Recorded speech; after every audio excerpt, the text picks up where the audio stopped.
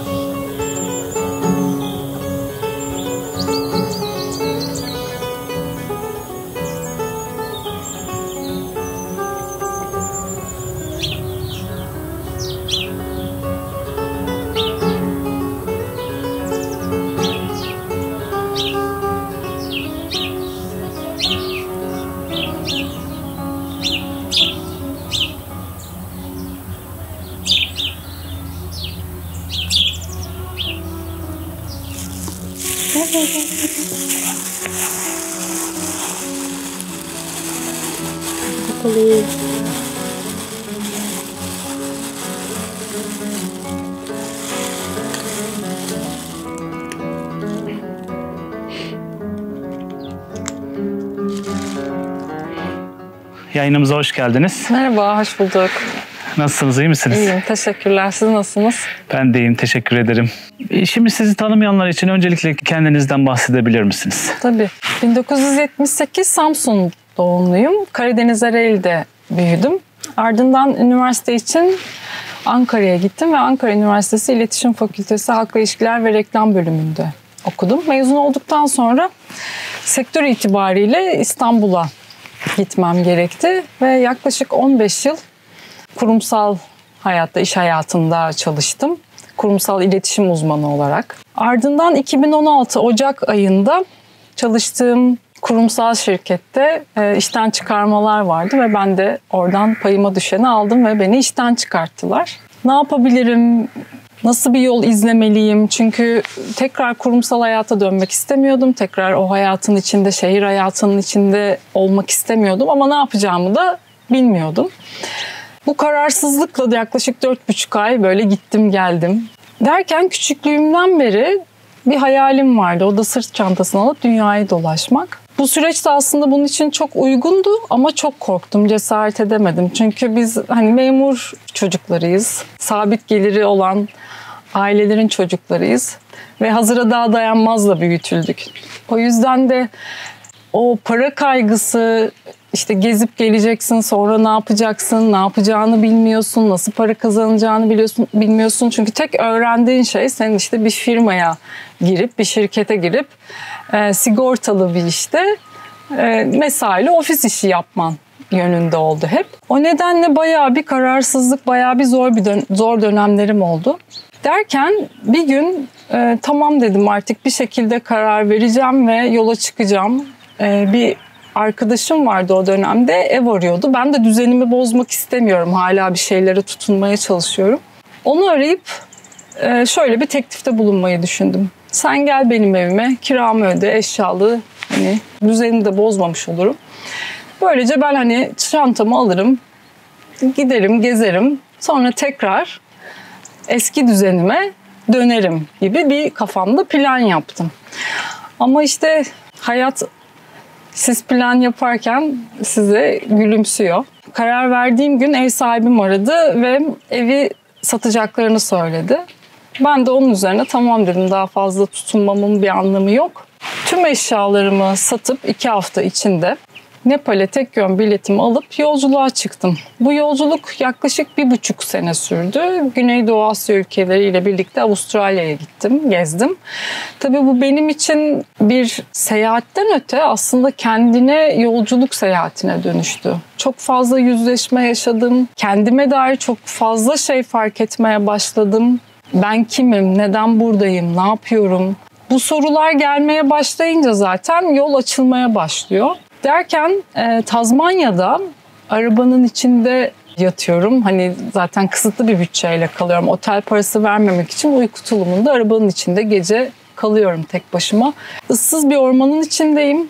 Sabah 6 gibi uyandım. Dedim ki ben bu seyahati burada bitiriyorum.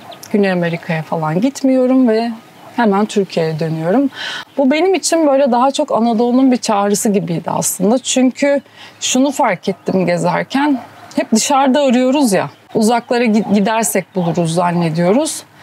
Oysa kendi toprağın, kendi köklerin sana ihtiyacın olan her şeyi veriyor. O kadar da uzaklara gitmene gerek yok. Evet, dünyayı görmek çok güzel, çok başka bakış açıları öğreniyorsun. Dünyanın bize öğretildiği gibi bir yer olmadığını görüyorsun. Bunları deneyimlemek çok güzel. Ama o aradığımız her neyse, mutluluk olur, huzur olur, hep başka yerlerde arama ihtiyacının çok beyhude bir çaba olduğunu fark ettim. Ve dedim ki benim önce kendi kültürümü, kendi toprağımı öğrenmem gerekiyor bir başka ülkedense. Ve 2017 Kasım ayında Türkiye'ye döndüm ani bir kararla ve Türkiye'de dolaşmaya başladım, seyahat etmeye başladım. Bu süre zarfında tabii ne yapacağımı bilmiyorum. Ailem bu süreçte beni çok destekledi tabii ki. Ben ilk işten çıkarıldığımı söylediğimde ve artık çalışmak istemediğimi ifade ettiğimde tamam dediler, hayallerin neyse onu yap. Ama tabii ben döndükten sonra ister istemez anne baba olarak endişe ediyorlar. Ya bu kız ne yapacak? Nasıl para kazanacak? Çünkü onların da öğrendiği, bildiği tek şey bir şirkete girip çalışmak. Başka bir şey değil. Benimle birlikte onlar da çok zorlandılar tabii. Anlayamadılar. Dediler ki hani niye bunu yapıyorsun? Çünkü ben sırf tekrar o eski düzene dönmemek için çiftliklerde gönüllü çalıştım. Pazarlarda tezgahtarlık yaptım. Önüme ne iş gelirse yaptım. Hiç parasına bakmadan yeter ki dedim ben oraya dönmeyeyim. Bu bana çok büyük bir deneyim kazandırdı tabii. Bir kere farklı bir yaşam şekli olduğunu gördüm. Yani bizim o şehirlerde ihtiyacımız olduğunu zannettiğimizin aslında çok da ihtiyacımız olmadığını, o kadar paralara ihtiyacımız olmadığını, hem seyahatle birlikte hem de ardından bu ister gönüllü olsun ister farklı çalışmalar olsun bunları deneyimledim ve kendime bir söz verdim. Dedim ki ne olursa olsun ne yaparsan yap oraya geri dönmeyeceksin. Nasıl yapacağımı bilmiyordum ama istemediğim şeyi çok net biliyordum. Bunu bulmak tabii ki zaman aldı. Öyle kolay olmadı. Bu süreçte çok aradım, çok denedim. Bana da soruyorlar ne istediğimizi bilmiyoruz, nasıl bulacağız? Diyorum ki ben de bilmiyordum. Her kapıyı çaldım, her şeyi denedim. Bazen köylü teyzelerle gittim mandalina topladım, zeytin topladım. Bazen çiftliklerde işte tarhana yaparken buldum kendimi, salça yaparken buldum kendimi. Ben bunları hiç bilen bir insan değildim bu arada. Böyle derken bu benim aslında kendimi şifalandırma yolculuğuma dönüştü. Özellikle Türkiye'deki yaptığım seyahatler ve 2018 yılında Anadolu Şifacı Kadınları diye bir isim geldi ilham olarak içime, kalbime. Ve bu kültürde eskiden beri işte ninelerinden, dedelerinden el almış şifacı kadınlar olduğunu biliyorum işte, ama bitkilerle çalışıyorlar, ama farklı yöntemlerle çalışıyorlar. Çok kadim bir şifa tekniği olduğunu ve buna da işte ocak dendiğini aslında biliyordum ve bunu araştırmaya başladım. Bunun peşine düştüm aslında. Çünkü bu kültür giderek de bir yandan bu modern hayatla beraber, işte şehire göçle beraber yavaş yavaş sönümlenmeye başlamış maalesef. Çünkü bu teyzeler ya da amcalar el verecek kimseyi bulamıyorlar artık. Neden? Çünkü yeni nesil hep şehirlere göç etmiş ve pek de ilgilenmiyorlar açıkçası. Ve bu seyahatlerle aslında Anadolu'nun ne kadar zengin bir kültür olduğunu, ne kadar büyük bir mirasın içerisinde olduğumuzu ve yaşadığımızı fark ettim ve değerini maalesef ki çok çok çok sonra anladım. Yani bu seyahati yapmam belki de benim için hani en büyük kırılımı burada yarattı. Çünkü ben kendi toprağımdan, Anadolu'dan çok kopuk bir şekilde yaşıyormuşum ve böyle büyüdüm aslında. Hep hani biraz daha böyle dışarıya özenen, özellikle Batı kültürüne özenen bir şekilde büyüdüm. Ve ben bu topraklara aşık oldum, bu kültüre aşık oldum ve ardından pandemiyle beraber tabii bu seyahat kısıtı geldi. Ve kendi kendime dedim ki podcast diye bir şey varmış, o zaman ben bunun podcastini yapayım. Çünkü çok fazla şifacı kadın tanıyorum. Ama bu Anadolu'da yapılan geleneksel şifacı kadınlar değildi. Benim gibi kurumsal hayatı bırakmış ya da farklı şekilde alternatif modern şifa teknikleri uygulayan kadınlardı. Ve bugüne kadar 170'in üzerinde kadınla röportaj yaptık ve onların şifa yolculuklarını konuştuk. Hala da devam ediyor program ve bugün 35 ülkeden dinlenen, İşte yaklaşık 20.000 takipçisi olan bir program haline geldi. Aynı zamanda ben kendimde nefes terapisi, ses terapisi, su terapisi gibi şifa teknikleriyle uğraşıyorum. Bunlarla ilgili kendimi geliştirme anlamında ve kendimi tanıma anlamında bana faydalı olacağını düşündüğüm eğitimler alıyorum. Bu köyde nasıl oldu? Nasıl köye yerleştiniz? Biraz o süreci de anlatabilir misiniz? Tabii. Ben pandemiye kadar yaklaşık döndükten sonra bir göçebe hayatım oldu. Yani işte birkaç ay orada kalıyorum, birkaç ay burada kalıyorum. Derken pandemiyle beraber ailemin yanına Seferihisar'a gitmek durumunda kaldım ve onlarla beraber yaşadım bir süre. Derken 2022 yılında ben yine yollara düştüm. Antalya'dan başladım işte böyle kıyı kıyı. Hem arkadaşlarımı ziyaret ediyorum hem de dolaşıyorum. Derken Fethiye'ye uğradım. Fethiye de öyle hani bildiğim bir yer ama yani bir gece kalıp ertesi gün İzmir'e devam edeceğim. Öyle herhangi bir planım yok. Burada müzisyen bir arkadaşım var. Onda kalacağım ve onların da o akşam konserleri var.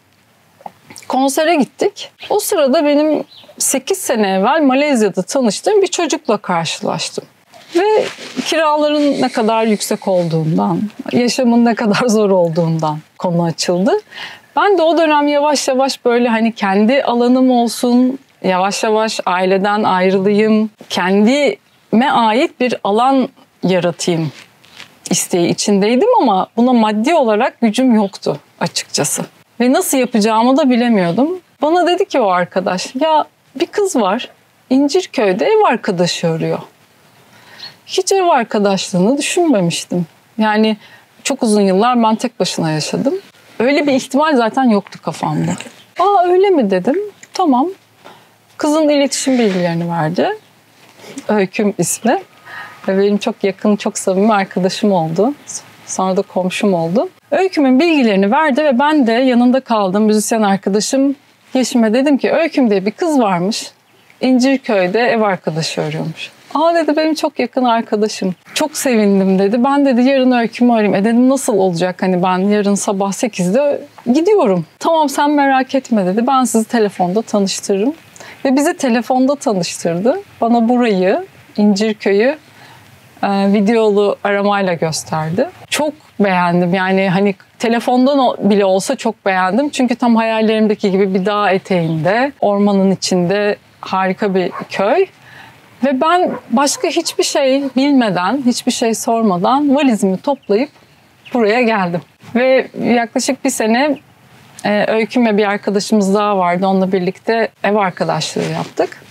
Ardından da ben yine aynı bahçenin içinde çok küçük böyle kulübe gibi hemen arkada gördüğünüz o küçük eve yerleştim. Orada bir yuva kurdum kendime.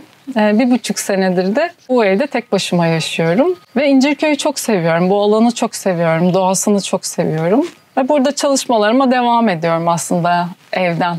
Seyahatler bir nebze daha azaldı. Ama işte önümüzdeki dönemlerde ben de bu Anadolu köylerini dolaşıp bu teyzelerle sizin gibi röportaj yapma hayalim var. Bakalım kısmet nasipse olacak. Evet, biz de sizi sabırsızlıkla takip edeceğiz. Peki geldiniz 1,5 yıldır da tam zamanlı olarak burada yaşıyorsunuz. Biraz da İncirköy'ü anlatmanız gerekirse.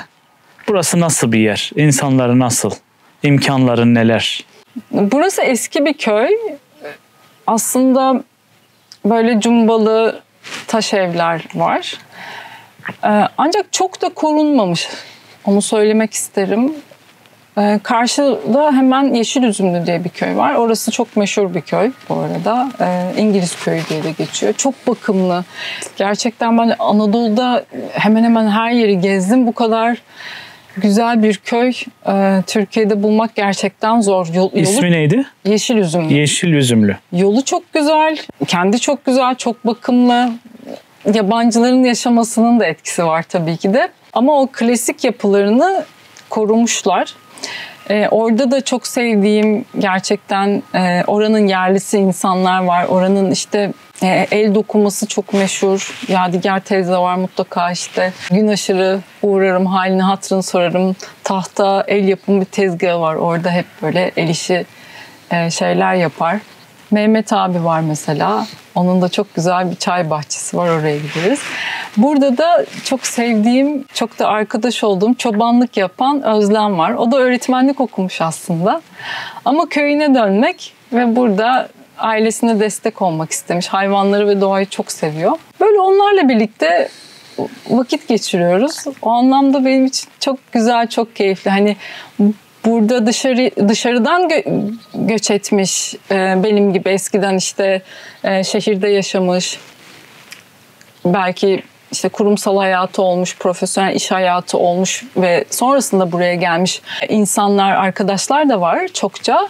Ama yerelde yaşayan işte hem Yeşilüzümlü'de hem de İncirköy'de insanlarla birlikte böyle bir bağ kurmak, iletişim kurmak, arkadaş olmak o da ayrı bir keyif. Şimdiye kadar hani podcast'te bahsettiniz ya, kadınlarla konuşuyorum. İlginç bir hikayesi olan, şu ana kadar konuştuğunuz içerisinde böyle bir hafızanızda kalan bir şey oldu mu? Bir tane beni çok çarpan bir hikaye var. Bu programda biz o şifacı kadınların aslında yaralarını konuşuyoruz. Nasıl kendilerini iyileştirdikleri, nasıl şifa bulduklarını konuşuyoruz. Dolayısıyla biraz böyle derin yerler oluyor, hassas yerler oluyor sohbet sırasında. Konuğuma bu yola nasıl girdiğini sormuştum ve o da 20'lerin sonunda 30'ların başında çok ciddi bir varoluş sancısı yaşadığını, çok büyük bir varoluş krizi yaşadığını anlattı. Ve bu varoluş krizinin içerisinde o dönemde yeni bebeği olmuş, evli, çok mutlu, çok aşık olduğu bir adam var vesaire. Ama bu krizin içerisinde şunu söylerken bulmuş kendini. Kendim tek başıma olsam, özgür olsam, kocam ölse nasıl bir hayatım olurdu diye. Yaşadığı şey aslında dışarıdan bağımsız, kendi içsel yaşadığı bir şey olmasına rağmen ve kocasını çok sevmesine rağmen böyle bir düşünce geçmiş aklından ve bundan çok kısa bir süre sonra da eşini trafik kazasında kaybetmiş. Bu süreçte de tabii kendini çok suçlamış. Çünkü o depresyon haliyle aslında işte tek başına olma isteği ya da özgür olma isteğinin kocasından bağımsız olduğunu fark ettiğinde biraz tabii iş işten geçmiş olmuş ve onun acısını ve bence bunu itiraf etmek hiç kolay bir şey değil. Yani ben böyle bir şey düşündüm ve arkasından bu oldu demek çok büyük bir cesaret istiyor bence. Öncelikle bunu paylaştığı için kendisine müteşekkirim. Çünkü çoğu insan böyle yerlerden geçebiliyor ama bunları kimse paylaşmıyor. Beni çok çarpmıştı onun hikayesi. Sizin gibi böyle kurumsalda çalışan, işte beyaz yakalı olan ya da mavi yakalı fark etmez. İşte şehir hayatından kopup hayalindeki hayatı yaşamak istiyor ama yapamıyorlar. Bunlara motivasyon olarak neler söyleyebilirsiniz hani? Aynı durumdaydım. Evet. Çalışırken hatta arada gizli gizli blogları açıp kırsalda yaşayan insanların hikayelerini okurdum. Ve bana imkansız gibi gelirdi bunu gerçekleştirmek. Ama hayal kurmaya devam ettim. Yani hiç bırakmadım o hayali. Bir kere öncelikle para kaygısı var tabii ki de. Nasıl geçineceğim? Ne yapacağım? Ben çalışmıyor değilim şu anda. Sadece çalışma şeklim değişti. Artık kendim istediğim saatlerde, istediğim gibi çalışabiliyorum. Bu endişeyi, bu korkuyu bırakmak hiç kolay değil. Onun farkındayım. Çünkü ben bunu iliklerime kadar yaşadım. Tek başına ayakta durmak, ki ben tek başına olduğum halimle bile korktum. İnsanların çoluğu çocuğu var. Hani bakmak zorunda olduğu farklı yükümlülükleri ve sorumlulukları var. Benim öyle bir sorumluluğum yok. Bu anlamda hani bir tık daha öndeyim. Hani rahatım anlamında söylüyorum. Kendimden başka bakacak bir kimsem olmadığı için.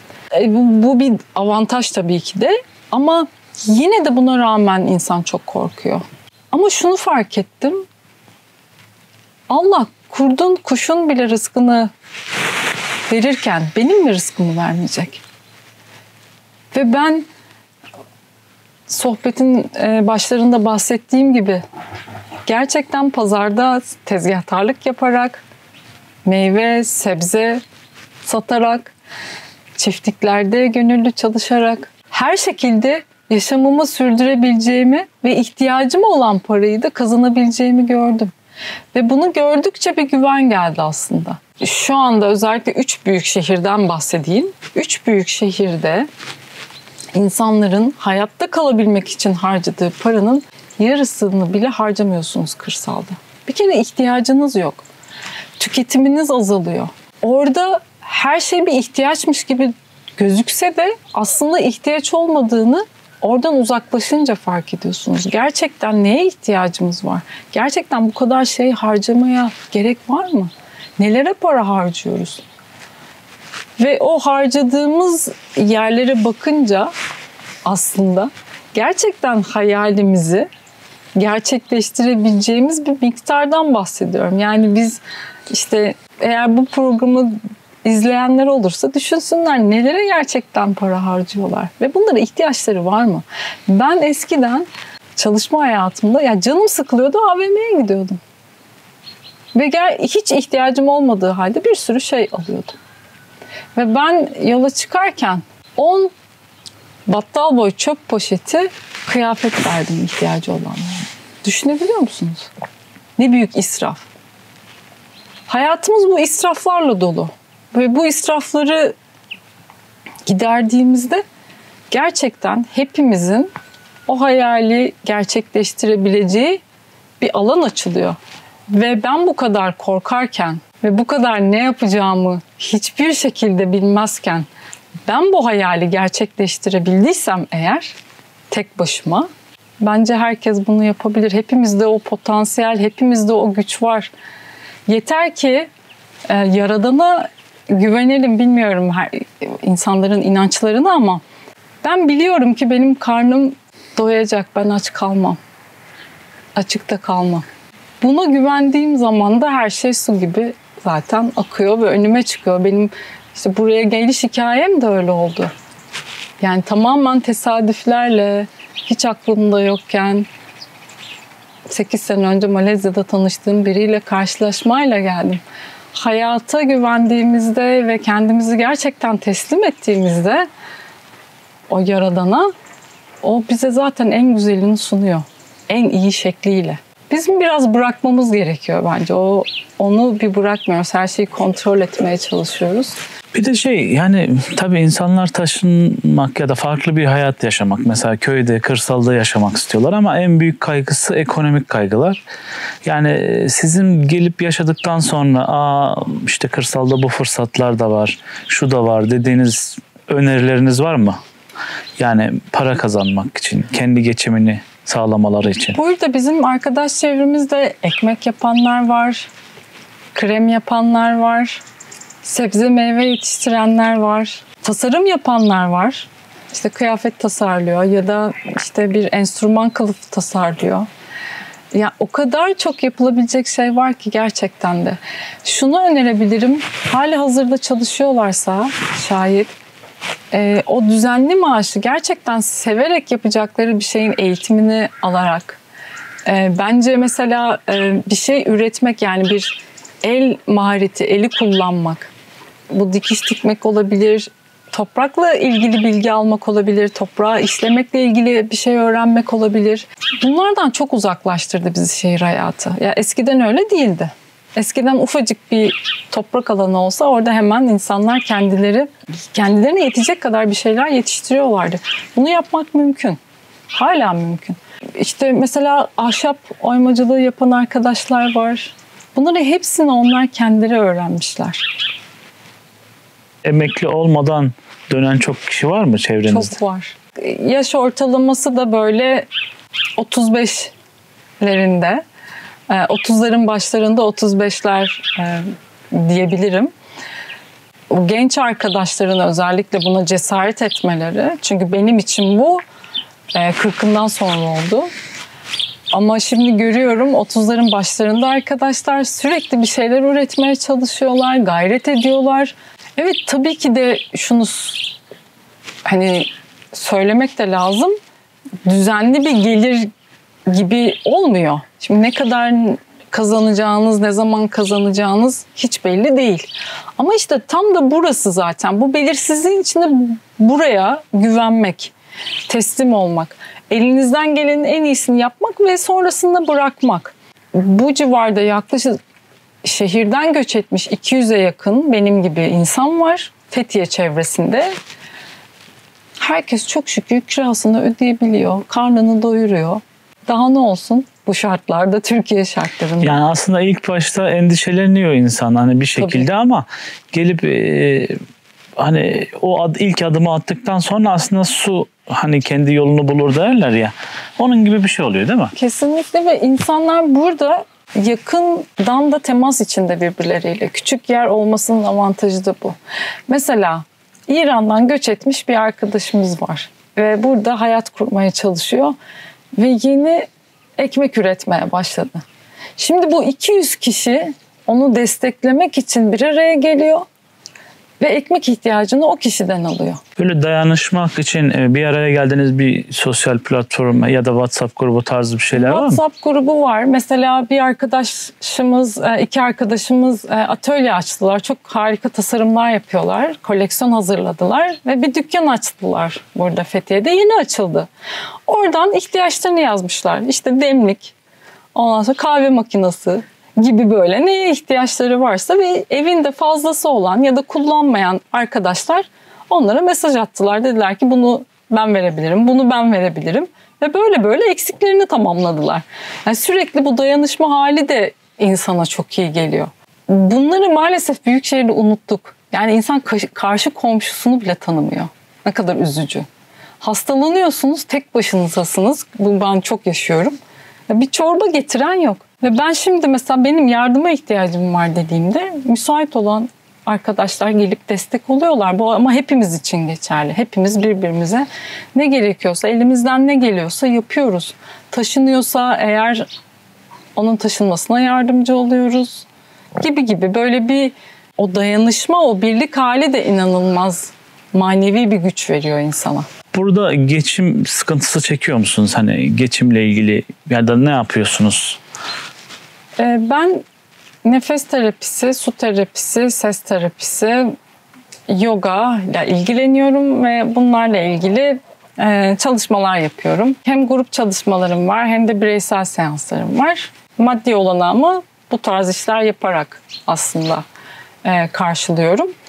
Ve çok şükür ki bir geçim sıkıntısı yaşamıyorum. Gelecek için niyetimde toprağı öğrenmek, toprakta bir şey yetiştirmek. Çok güzel bir alandayım. Burada çok güzel işte zeytin ağaçları var, meyve ağaçları var. Ama kendim henüz hani toprakla ilgili çok fazla seyahat ettiğim için maalesef öyle bir bakım yapmak henüz daha nasip olmadı, bir şey yetiştirmek. Burada peki diyelim ki bahçede bir şeyler ektiniz, bostan yaptınız. Su kaynakları nasıl bu bölgede? İncirköy'de biraz daha az su kaynağı açıkçası ama Yeşilüzümlü'de daha iyi olduğunu söyleyebilirim. Maalesef ki buraya tabii daha çok yerleşim artmaya başladı. Bunun sebebi de Fethiye'ye çok yakın olması aslında. 600 rakımda bir köy burası. Yaklaşık 6-7 derece bir fark var Fethiye ile arasında. Bir tık daha serin ama tabii Fethiye'lilere göre burası da yazın yaşanacak bir yer değil. Onlar 1500 metrelere, yaylalara çıkıyorlar. Yaylalara gidiyorlar. Evet, yani Mayıs itibariyle Fethiye'liler yerlisi, buranın yerlisi burada kalmıyor. Yazın nasıl oluyor peki? Yazın bayağı sıcak oluyor. Özellikle geçtiğimiz yaz çok sıcaktı ki bu sene de hava çok inanılmaz sıcak gidiyor. Şu an Ocak sonundayız. 20-25 derecelerde. Evet, ben hırkamı neredeyse çıkaracağım vallahi. Yavaş yavaş yerleşimin artmasıyla beraber biraz su sıkıntıları artmaya başlıyor. Çok inşaat olmaya başladı maalesef etrafta. Burası aslında bir göl havzası. Eskiden öyleymiş. Ve ilk defa bu sene çok yağmur yağdı. Göl tekrar geri geldi.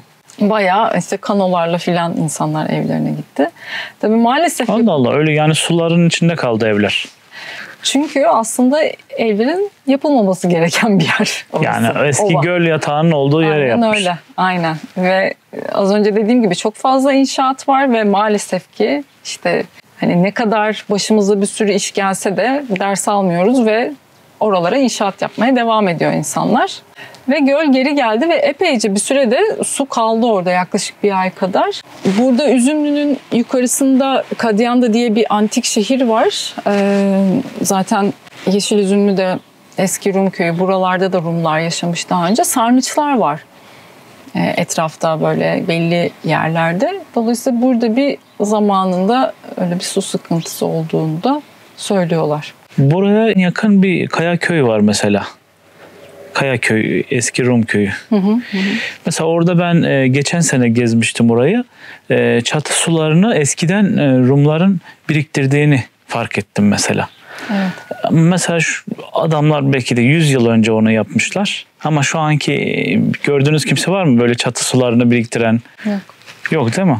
Köylü de çok değişmiş bu süreçte. Yani yerlisiyle de konuşuyorum. Eskiden değirmenler varmış.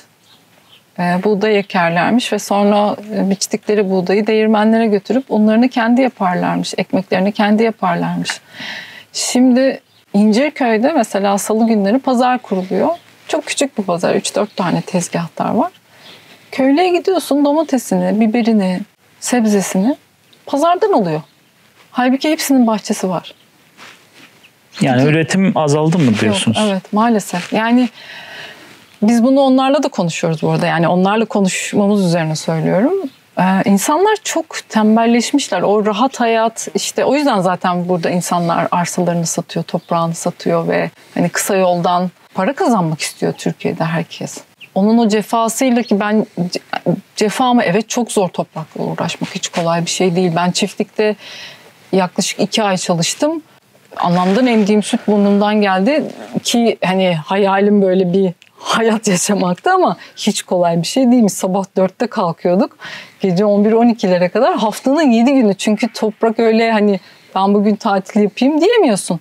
Elinin üzerinde olması gerekiyor. Sürekli bakım vermen gerekiyor. Kolay iş değil. Çok yorucu bir iş. Ama şu anda geldiğimiz noktada köleleştik hepimiz. Bir açık hapishane içindeyiz. Kimse istediği hayatı istediği gibi özgürce yaşayamıyor. Şimdi onu mu tercih edersin, bunu mu tercih edersin? Bunların hepsi tercih meselesi. Yani hem işte elimi sıcak sudan soğuk suya sokmayayım, hem çok rahat yaşayayım diyorsan o zaman burası sana göre değil, kırsal. Mesela ben hayatımda ilk defa burada soba yakmayı öğrendim. Daha önce benim sobayla hiçbir deneyimim yoktu. Ben kaloriferde evde büyüdüm hep. Ve bana diyorlar ki ya zor değil mi yaşamak? Yok değil. Çünkü ben onun zorluğunu görmüyorum. Yani istediğim hayat bu. İstediğim hayat buysa eğer o zaman hiçbir şey zor gelmiyor bana. Peki sıkıldığın anlar oluyor mu? Hiç olmadı. Kırsaldayken hani çünkü şehrin o kalabalığına belki de alışmış insan. Bir de şöyle şehirde insan kalabalığın içinde kendini daha güvende hissediyor. Bir kadın olarak kırsalda kendini güvende hissediyor musun? Ben tam tersi şehirde kendimi hiç güvende hissetmiyorum. İlginç bir şey ama aslında orada riskler daha çok. Ama böyle tuhaf bir şey var yani. Ben burada doğanın kucağında o kadar güvendeyim ki sarıp sarmalandığımı, korunduğumu hissediyorum. Ve eskiden daha sık seyahat ederdim seanslar için İstanbul'a. Şimdi hiç gidesim gelmiyor. Yani burayı bırakıp hiçbir yere gitmek istemiyorum. Buradaki ev peki size mi ait? Kira mıydı? Değil, kira. Şu anda kiradasınız. Hı-hı. Ne kadar kira ödüyorsunuz mesela? Ben şu an 10.000 ödüyorum. Aslında pahalı ki eski kiracı olmama rağmen. Ama maalesef her yer çok arttı. Özellikle Fethiye bölgesi hem yabancıların tercih ettiği bir yer hem de işte uzaktan çalışabilen beyaz yakalılar da burayı tercih etmeye başladılar. Dolayısıyla yerel insanlar da ona göre artışlar yapmaya başladı. Şu an yine benim kiram ucuz kalıyor. Yani yaşadığım eve göre bence pahalı. Çünkü çok küçük bir ev. Böyle 55-60 metrekarelik bir ev. Ama baktığınızda daha ucuza bulunabilir mi sence Fethiye civarındaki köylerde? Yani şöyle ya da ortalaması nedir sizce? 15-20 şu anda ortalama. 15-20 evet. Kiralar. Bu köylerden bahsediyorum bu arada. Şehirde 40'lardan başlıyor. Evet. Peki müsaitse böyle yaşadığınız alanı gösterme şansımız var mı? Tabii var. Tamam. Zeytin bahçeleri, meyve ağaçlarının içinde küçük, şirin, güzel bir evde oturuyorsunuz. Burası terasınız. Hı hı. Bundan sonrasını size bırakıyorum. Evet. Bana böyle küçük, minnoş bir ev. Evet. Burası salon, küçük bir salon, soba. Evet, sobayla ısınıyorsunuz. Evet, sobayla ısınıyorum. Bu nergisler bahçeden topladım. Çok güzel. Nasıl, soba yakmak zor mu? Vallahi başta çok zordu. Evi duman altı yapıyordum her seferinde. Ama 3-5 denemeden sonra öğrendim. Şimdi sorunsuz yakıyorum. Çok da seviyorum. Sobanın ısısı, sıcaklığı, o ateşi başka bir şey yani. Evet. Üzerinde de kestane yapıyorum arada akşamları. Burası da mutfak. Küçük. Böyle bitişik zaten.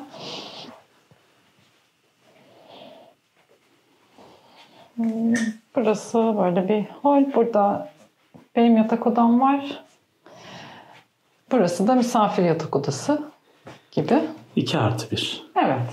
Burada tuvalet var. Burası kitaplığım ve tuvalet. Evet. Aynen. Neler okuyorsunuz bu arada? Daha çok kişisel gelişimle ilgili şeyler okuyorum. Hı hı.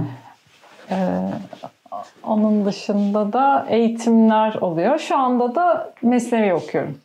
Öyle mi? Hı hı. Şemsi'de okuyorsunuz mu? Şemsi de okudum vakti zamanında. Mesnevi... Çünkü Mevlana'yı Şems'ten ayrı tutmak biraz... Tabii.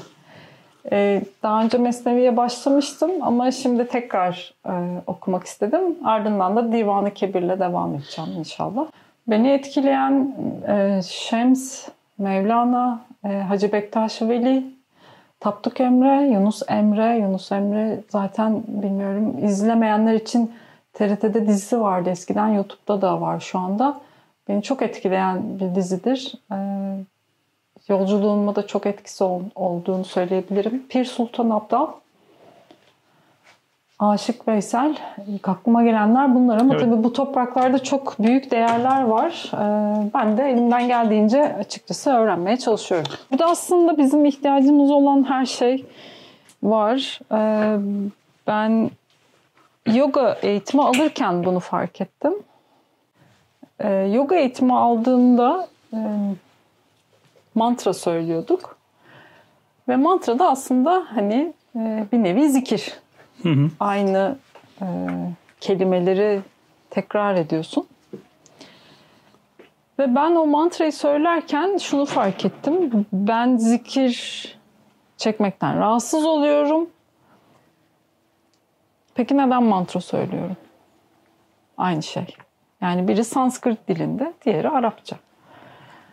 Ve orada kendi adıma çok büyük bir yüzleşme yaşadım ve ben dedim ki neden başka bir kültürün benden binlerce kilometre uzakta başka bir inanışı, öğretiyi öğreniyorum? Ben neden bu toprakların bilgisini, öğretisini öğrenmiyorum deyip sonra işte bayağı bir derin araştırmalar, insanlarla görüşmeler, rehberlik almalar, kitaplar okumalar başladı ve gördüm ki gerçekten hani tasavvuf dediğimiz şeyin içerisinde aslında o yogada da öğrendiğimiz zaten aslında hakikat tek olduğu için hemen hemen yani Budizm de aynı şey söylüyor, Hinduizm de aynı şey söylüyor. Farklı şekillerde söylüyorlar. Sevdiğiniz bir söz ya da bir şey var mı orada? Hani bizim Anadolu'ya özgü özellikle bundan çok etkilendim dediniz.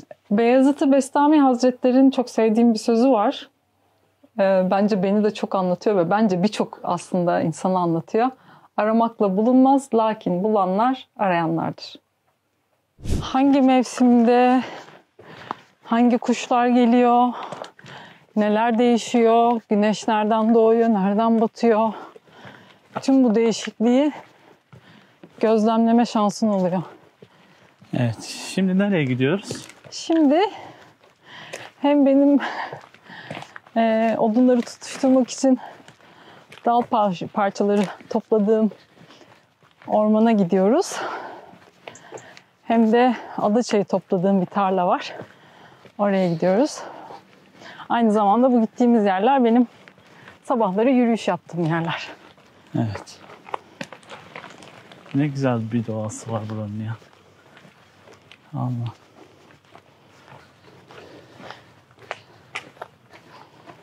Cennette yaşıyorsunuz. Çok şükür. Allah herkese nasip etsin. Amin. Kendilerinden ne geçiyorsa olsun. Yeter ki vazgeçmesinler hayallerinden. Her şey mümkün.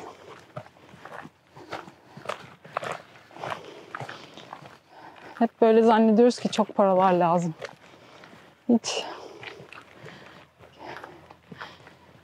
Hiç düşündüğümüz gibi değil aslında. O işte insan zannediyor ki şehirdeki yaptığı harcamalar kadar bir para kazanması gerekiyor ama ona ihtiyaç yok.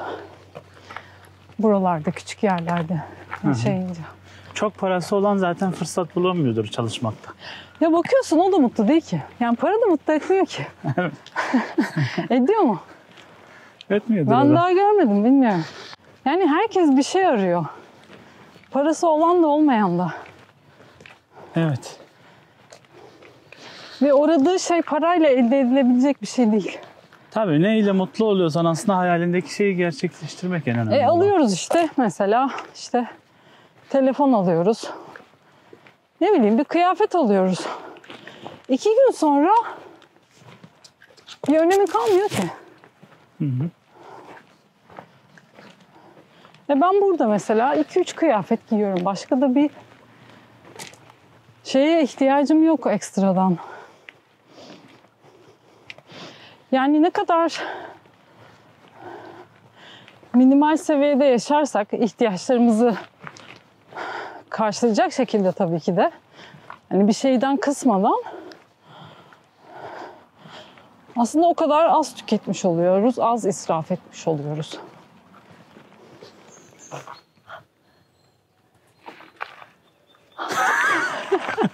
Tam da önümüzden geçti. Evet.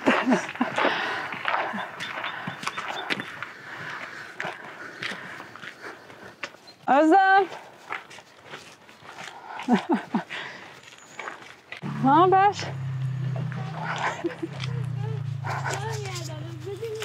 Ben de seni özledim. Gel. Şey mi, odun mu toplayacaksın, ne bu? Hem odun toplayayım dedim hem Gel de şunları buraları al. göstereyim dedim. Gel şunları Senden de koy. bahset derken sen çıktın karşımıza. Bak hazır orada kestiklerin de var. Onlardan da al istersen. Sen mi kestin? Aha, kestim. Nereye gidiyorsunuz siz? Arada. Ya bunlar geziyor. Burada durmuyorlar ki. Bir zeytin dallarından yiyorlar. Sonra dolaşıyorlar, geliyorlar tekrar oradan. Hiç böyle gitmiyorlardı da. Onlara bakmasa. Peşlerinden mi gideceksin? Peşlerinden gitmek zorunda kalıyorum. Gitmezsem ne Nasılsın? yapayım? Nasıl keyfin? İyi Allah'a şükür.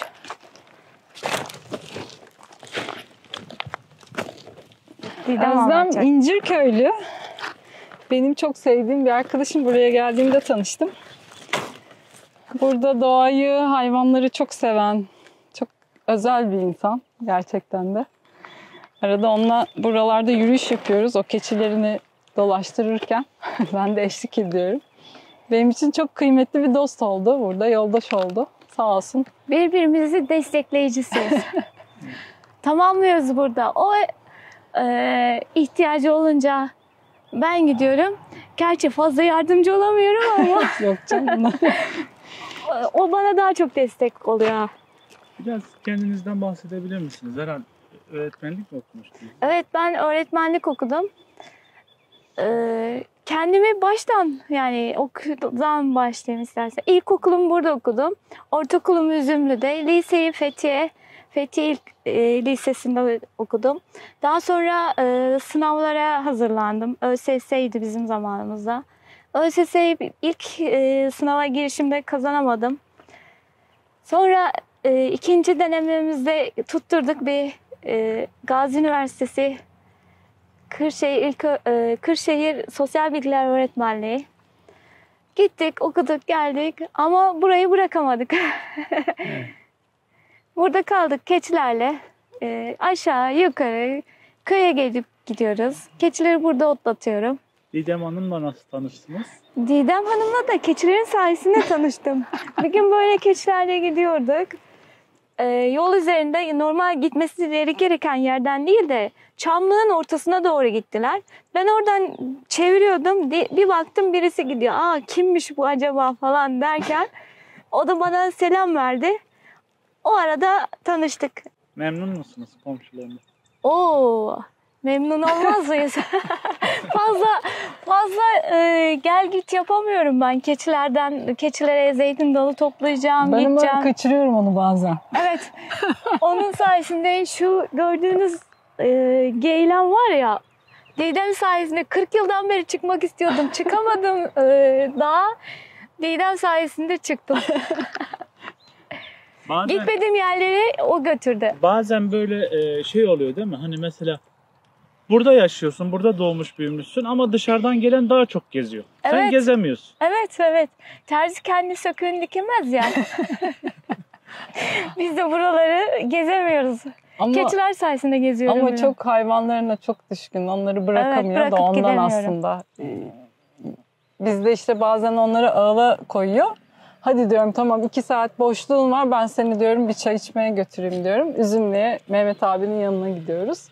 Öyle. Bu aralar biraz görüşemez olduk ama şimdi daha sık görüşeceğiz inşallah. İnşallah. Şimdi bana zeytin yapıyor. Bizim Evet. bahçeden topladığı. Didem'in sayesinde ve Mehmet amcanın sayesinde zeytin yapmayı öğrendim. Yani ben hep hazıra kondum galiba da. Şimdi nasıl zeytin yapılır onu öğrendim. Onların sayesinde tecrübelerimi çoğaltacağım ve tattıracağım bakalım. Lezzeti güzelse devam edeceğim. Güzel değilse bilemiyorum. Yakaladın yine beni Didem ya kameralarla. Vallahi Allah'ın işi, ben bir şey yapmadım. Hiç planlamadım. Böyle miyim Senden dedim. bahsettim ama. Ama güzel oldu. Çok güzel anlattın. Evet işte idare ederiz. Ama hava çok sıcak Özlem. Efendim? Hava çok sıcak. Evet. Normal değil mi? Yağmur yağıyor. O yağmurda bile 25 derece ya. Evet. İklim değişikliğinden çok bahsediyorlar ya. Bak şunları da koyalım Didem. Nereleri? Şu kestiklerinden de. Bunlar senin değil mi? Olsun ya, ne olacak? Senin iyiliğin yanında bu ne ki? Allah.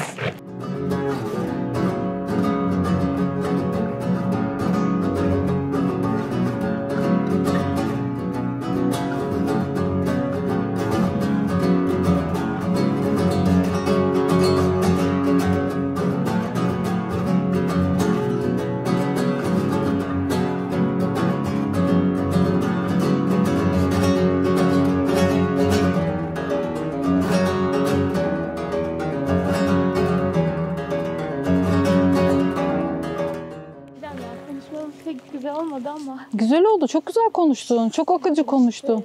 Bilmiyorum. Hadi neyse. Al bunu da koy. Çok akıcı konuştun kız. Vallahi hiç utangaç gibi konuşmadın. Eksik değil de eksiklerim var, hatalarım var. Neyse. Hadi görüşürüz. Görüşürüz Didem.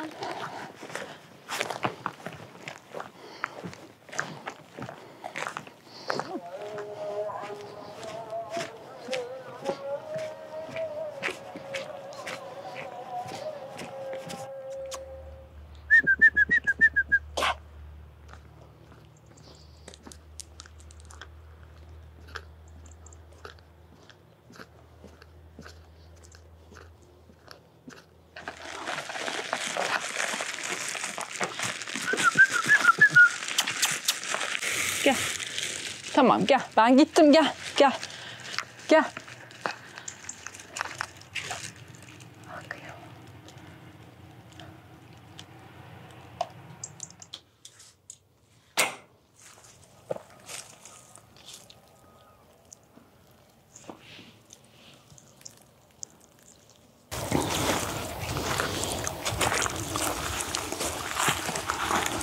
Evet, bugünkü röportajımızın sonuna geldik. Benim sormadığım, sizin söylemek istediğiniz bir şey var mı son olarak? Dilerim herkes hayalini gerçekleştirir ve o hayali gönlünce doyasıya yaşar. Ömür çok kısa ve bu kısacık ömrümüzde gerçekten istediklerimizi yapmak en kıymetli şey. Dilerim herkes her ne istiyorsa, her nasıl mutlu oluyorsa öyle yaşasın. Evet, teşekkür ederim her şey için. Ben teşekkür ederim.